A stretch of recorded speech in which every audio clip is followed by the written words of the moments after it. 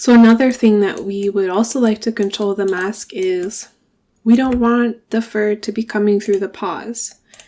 And you'll see that here as well. Once we generate the fur, it's going through the paws. So let's fix that. So I like to paint all the masks on the body geometry node. So I'm going to bring this down. Okay. And let's add an attribute wrangle. Oh, oops.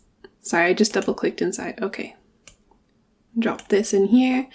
This is a node where you can write vex expression in code. And in this case, I just want to set all my attributes here. So to do this, I want to create a float value on the mesh. So f at, and then the name of the attribute I'm creating. So in this case, I'll do a body for density. This is so I can paint the paws out. So I'm going to set it to 1 so then I can paint black for the paws. And I also want to set body length.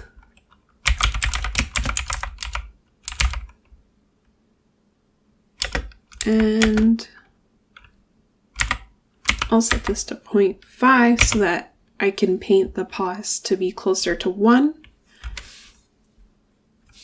And another thing I wanted to add was a paw lift. I wanted to lift the guides around the toes so they stand out more and not so close to the skin. But of course, I don't want this lift to happen everywhere, so I'm going to paint a mask for that. Oh, and also, I want to paint the paw mask separately from the body, just in case I want to multiply that mask onto other things that I'm painting. So I'll set this to 1 as well. Okay, so I've created these attributes, and now if I go to the geometry spreadsheet, and right now I'm viewing points, you'll see that this has now added a value to each point on this mesh. So you can see the body length I set to 0.5, set it to here, which is good. So again, because I am painting these maps on the points themselves and not UVs, the topology is important. So this guy is already really quite dense. So we should be okay to get some fine painting done on this topology. But if you do have a geometry, say like, let me bring up Tommy. It might be a bit hard to paint an eyelash mask because it's quite low. In this case, I would add a subdivide here. But just note that if you subdivide the mesh that you're grooming on and you want to transfer to the animated mesh, you will also have to subdivide the animated mesh for it to transfer properly. Okay, sorry, back to painting.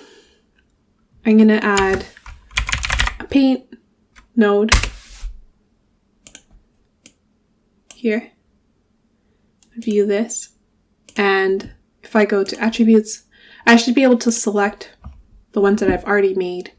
In this case, let's paint the body for density. And I just press space G to view the line again. Now, if I set this to 0, you can see it's kind of hard. I don't know. I don't like viewing the mask like this.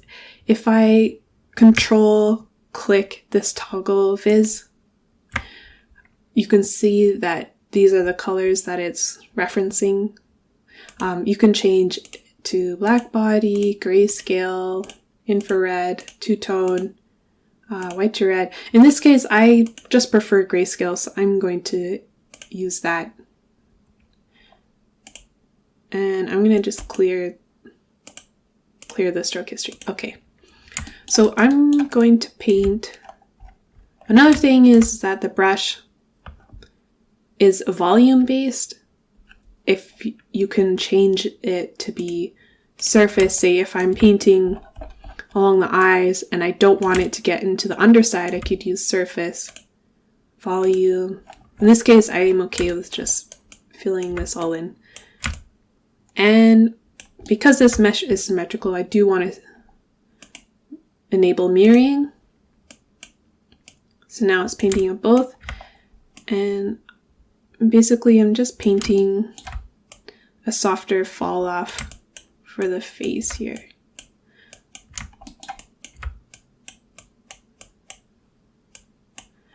And I could also go back and change the brush mode to smooth.